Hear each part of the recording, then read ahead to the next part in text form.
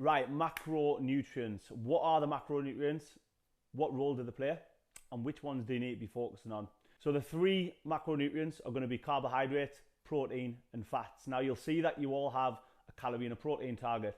So straight away, the one that's important, the one you need to focus on is protein. When it comes to fat loss, it doesn't really matter how much carbs and fats you have, because ultimately it comes down to energy balance. So as long as you remain in a calorie deficit, regardless of what the macro split is, you will still lose body fat.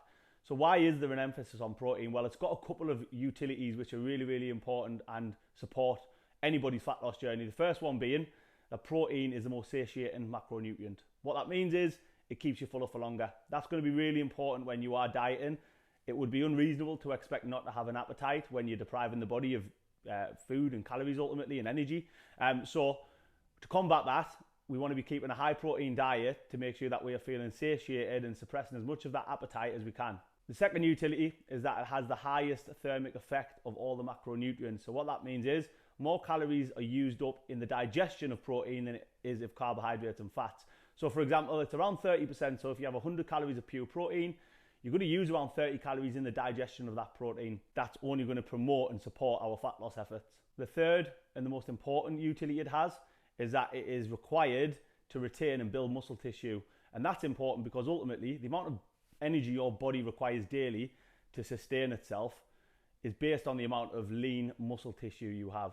When you're in a dieting phase, you run the risk of losing muscle throughout that process. You'll always lose a little bit, but we want to combat that as best we can with resistance training and having an adequate amount of protein to retain that muscle tissue and potentially for some people build muscle tissue. The second macronutrient is carbohydrates. Now, for years, females have bred unhealthy relationships with carbs.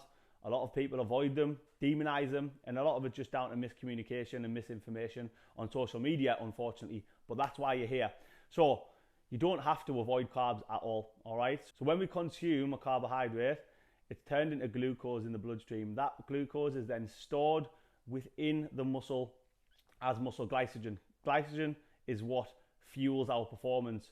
And when we train, we deplete our muscles of that glycogen because it's being used to energize that workout. We have carbohydrates after training and then replenish those glycogen stores, which is then going to promote recovery, help us recover faster, which allows us to get back into the gym and break that muscle tissue down again. So they definitely don't need to be avoided. And when it comes to, what amount of carbohydrates you have, I find when you're in a fat loss phase, it's a lot easier for you just to go with what you naturally prefer. Some people prefer more carbs, some people prefer more fats. And it's one of those things where ultimately, as long as you're working within your calorie range, it doesn't really matter how much carbs and fats you have. Now, fats, they also play a key role in hormonal regulation. And we can't completely eliminate fats from our diet. If you did eliminate fats from your diet completely, you would know about it in a couple of days because you'd be feeling terrible. Healthy fats are imperative for joint health, brain health, and hormonal health. It's important, however, you understand that protein per gram has 4 calories.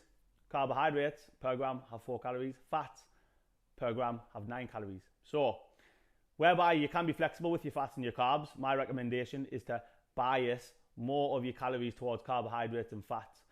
As a minimum, I would recommend 0.6 to 0.7 grams of fat per kilogram of body weight because fats are really important for hormonal health, brain function, joint health. So you don't want to eliminate them completely because you know about it in a couple of days of not eating fat, you would feel terrible.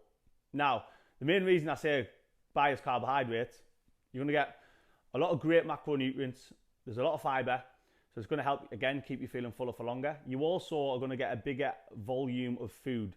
So if you imagine 1,000 calories worth of fats on a plate and 1,000 calories worth of carbohydrates on a plate if you're having vegetables as well as things like potato, sweet potato.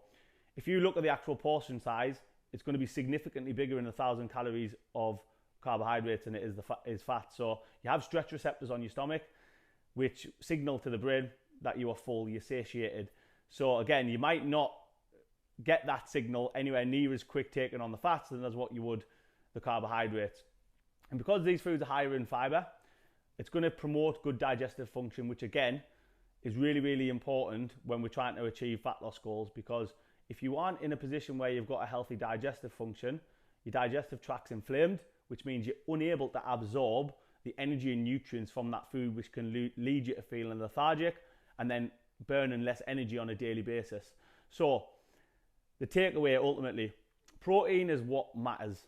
Protein is something that you should look to split across your feedings throughout the day, because around 40 to 45 grams of protein is kind of the max you want to be bringing on board at any one given moment to spike something called muscle protein synthesis. You don't really need to know the ins and outs of that at this stage in your journey, but that's something that we recommend, that you just don't bang on all your protein in at once of an evening. Carbohydrates, again, important but not imperative for fat loss. You can find your balance with fats and carbs, whatever works best for you. Don't be precious over them. I think one thing is important you understand, and I've mentioned it in the scale weight video.